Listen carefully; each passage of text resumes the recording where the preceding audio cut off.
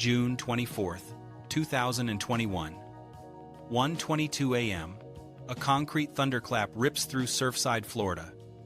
Champlain Towers South folds in on itself like a book slamming shut. 98 people don't wake up. By sunrise, one illusion is gone forever. That towers of glass and concrete on coastlines will always stand. That deferred maintenance can be deferred indefinitely. That unit owners can vote physics out of the bylaws. That moment didn't just end lives, it ended the myth that the high-rise economy was built on rock. It was built on timing, trust, and ultra-cheap money, and both trust and cheap money were living on borrowed time. Fast forward to Ontario. Different coastline, different politics, same gravity. For a decade, Ontario's sky was a forest of cranes. People joked the province's official bird was the tower crane. Sales centers looked like tech launches. Buyers camped overnight for pre-construction allocations, waving deposit checks like backstage passes. A two-bed in downtown Toronto felt like a lottery win. A freehold in Mississauga, Oakville, or Vaughan felt like a golden ticket you could flip any season and still come out ahead. Realtors were therapists, economists, and ringmasters. Bank approvals arrived in hours. Monthly payments, manageable when interest rates began with a 1. Confidence didn't just fuel the boom. Confidence was the boom. Dinner parties were investment workshops. Group chats traded floor plans like trading cards. Real estate never goes down wasn't a quip, it was gospel. Politicians smiled in hard hats beside ribbon cuttings and called it strength. Developers sold entire floors to investors before drywall even shipped. Foreign capital parked money in the skyline units as safety deposit boxes in the clouds. Lights stayed off in some suites because appreciation was the product, not occupancy. Everyone promised they'd be careful tomorrow. Tomorrow never came. But even during the party, the cracks were there. Wages trudged, prices sprinted. Debt-to-income ratios blew past due warning lines. Variable rate borrowers bet against history. A handful of economists said the quiet part out loud. If rates rise, the arithmetic doesn't work. Their warnings drowned in the roar of bidding wars and sold over asking signs. The province built an economy on movement buying, selling, refinancing, renovating, furnishing, and then hardwired that movement to the cheapest money in living memory. As long as the music played, everyone danced. As long as the Bank of Canada held rates near zero, no one asked whether the floor was load-bearing. Then the floor shifted. Rates nudged higher, then higher again, and suddenly, only a quarter-point hikes compounded into real money. Variable payments jumped. Fixed renewals came due with double the rate shock. Pre-approvals shrank. Qualifying got harder. In the same months, global insurers tightened reinsurance. Claims costs climbed. Commercial condo master policies got pricier and pickier. Lenders began asking awkward questions about reserve funds, building condition, exposure, and compliance. Title companies scrutinized special assessments and engineering reports. Deals that used to glide started tripping over paperwork. The market didn't crash in a boom of noise. It exhaled. Bidding wars vanished. Days on market doubled, then doubled again. Sellers who once laughed at lowball offers called those buyers back. Confidence, the invisible fuel, evaporated. Toronto's core tried to keep its chin up. But even there, the tone changed. Condo towers that were supposed to be wealth machines had rows of dark windows and long lobbies with fewer agents waiting at podiums. In the 416, price cuts were still delicate, but the suburbs told the truth out loud. Significant reductions, big ones, fast ones. Hamilton, Kitchener-Waterloo, London, cities that boomed when the GTA felt unaffordable, felt the whiplash first. Values gave back gains at a speed that spreadsheets hadn't modeled. Households that stretched to buy in 2021 or 2022 discovered their equity was paper thin. One renewal letter later, paper turned to dust. Behind the numbers lived ordinary lives. Couples who'd scraped together down payments with second jobs and help from parents watched monthly payments balloon. Variable rates reset mid-meal. Lines of credit got clipped. The house that once felt like a fortress now felt like a bill collector. Parents skipped dinners to keep the mortgage current. Arguments started where renovation plans used to be. Group chats that once shared paint colors now swapped advice on deferrals, hardship programs, and whether it was better to sell now or hope for a miracle. Some couldn't sell, negative equity trapped them. Some wouldn't sell, pride trapped them. Others tried to sell and learned the market had moved on without them. We'll wait for spring turned into we'll wait for fall turned into an expired listing and a second job. Pre-construction got cruel. People who reserved units at peak pricing realized the closing math no longer worked. Appraisals lagged, assignments stalled. Some walked from deposits rather than walk into an obligation their lender wouldn't fund. Tower schedules slipped, construction slowed. The skyline still shimmered at sunset, but the hum changed pitch from growth to pause. Then the premiere snapped, cameras rolling, questions mounting, headlines sharpening, and you could see the strain. He'd sold the boom as proof of policy. He had to defend the bust without admitting the boom set it up. One testy press conference turned into a viral clip. A town hall meant to look empathetic looked impatient on camera. Markets go up and down is true in a textbook and brutal at a protest. The clip ricocheted across feeds.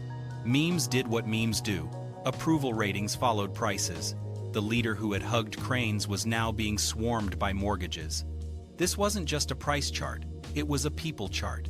Mortgage prisoners, families who could pay but couldn't refinance or sell, wrote letters to MPs and posted videos that traveled further than flyers ever could. We did everything right. We saved. We bought modest. We followed the rules. Now we're sinking. In Hamilton and London, for sale, signs that once flipped in a weekend faded in sun. Contractors who used to be booked 6 months out told crews to stay home. Furniture stores that thrived on move-ins stared at empty showrooms. The ecosystem around housing brokers, appraisers, movers, landscapers, cleaners, stagers, small-town hardware stores felt the chill. Ontario's biggest growth engine coughed, then sputtered. And renters? They didn't live on an island. Landlords with rising mortgage costs and tax bills tried to pass the pain. Some tenants got notices they couldn't absorb. Shelters filled. Waiting lists lengthened. The affordability crisis changed shape, but not direction. It widened. People who had once looked at homeownership as the exit ramp from volatility now stared at a loop of instability. Owning didn't feel safer than renting. Renting didn't feel safer than owning. Everyone felt cornered. So how did the unstoppable become fragile? Because the dividend of low rates wasn't saved as resiliency. It was spent as leverage. Because reserve funds, those unglamorous line items, never made the highlight reels. Because confidence is credit's best friend and risk's favorite disguise. Because people are human. When their neighbors become paper millionaires, they want in. And because leadership loved growth headlines more than boring guardrails, you can only ignore load-bearing walls while the load is light. None of this needs Surfside to repeat to be urgent.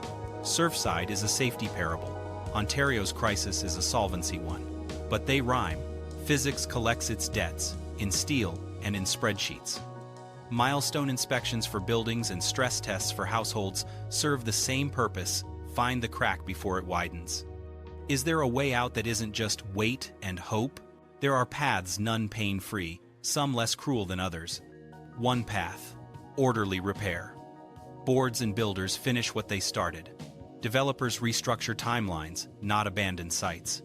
Municipalities speed up permits without lowering standards. Lenders stay at the table with extensions and renewals for borrowers with income but bad timing. The province pilots targeted relief that amortizes one-time shocks like renewal cliffs over longer periods for owner-occupied households with verifiable hardship. Investors who bought purely for appreciation take haircuts or exit. Prices stabilize lower, then slowly decouple from their peak fantasies and couple to incomes again. It's slower than anyone wants and faster than physics allows. Another path: disorderly write-down. Forced sales accelerate. Negative equity spreads. Construction pauses hard. Projects get mothballed. Trades migrate. The fiscal knock-on hits city budgets. Development charges stall. Property tax growth lags. Social spending rises. Voters punish whoever is standing closest to the wreckage.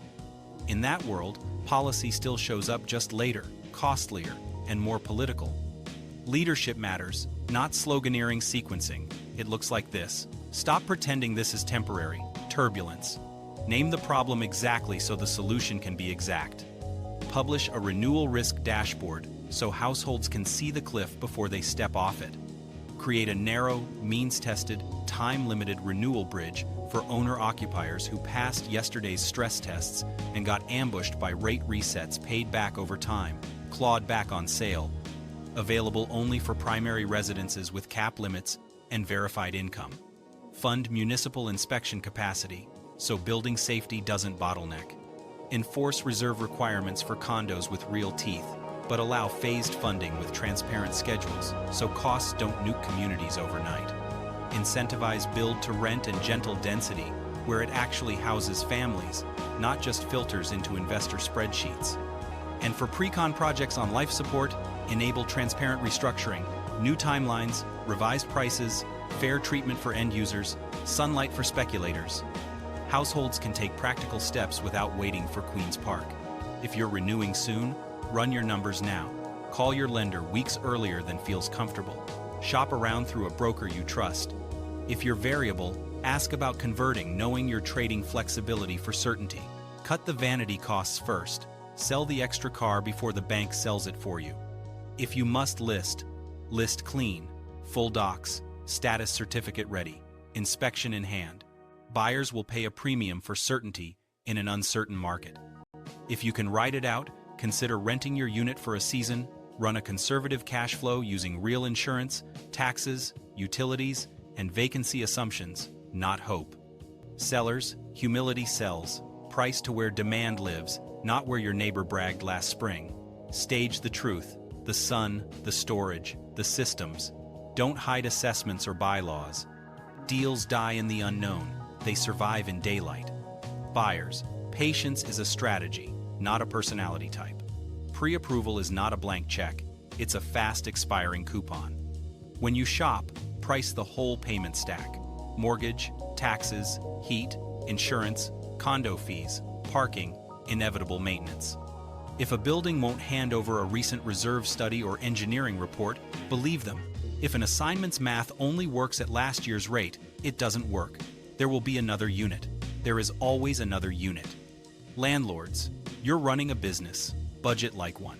Stress test rent at -10% and rate at plus 200 bits per second. If it still works, proceed.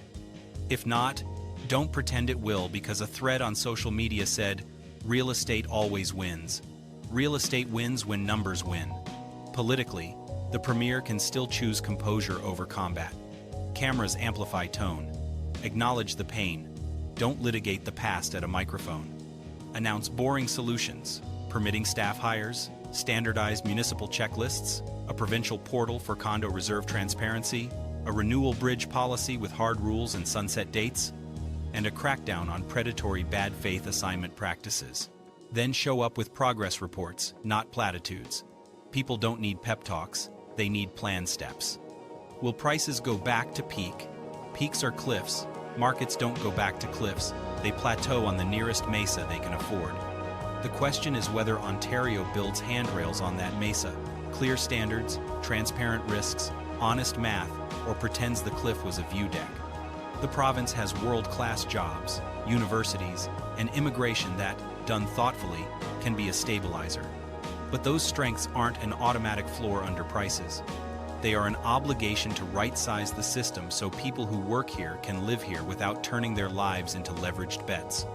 The Premier's viral outbursts aren't the story, they're a symptom. The story is simpler and older. When a place confuses a debt-fueled boom for a permanent business model, the landing always feels personal. Kids don't care about cap rates. They care that mom's crying at the kitchen table. Neighbors don't remember last year's benchmark price. They remember the family who moved in and the moving truck that came back too soon. Every for sale sign is a headline. Every dark window is a comment section. Every crane on pause is a punchline. There's a line people say in markets like this: someone will pay. The question is who, how much, and when. With planning, the who can be spread owners, lenders, builders, government, each carrying a bearable share. Without it, the who defaults to the same families who were told to get on the ladder at any cost and now get told markets go up and down.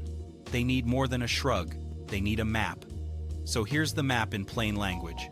Get your documents, know your dates, call early, price honestly, tell the truth, demand the truth, save boring money, support boring policy.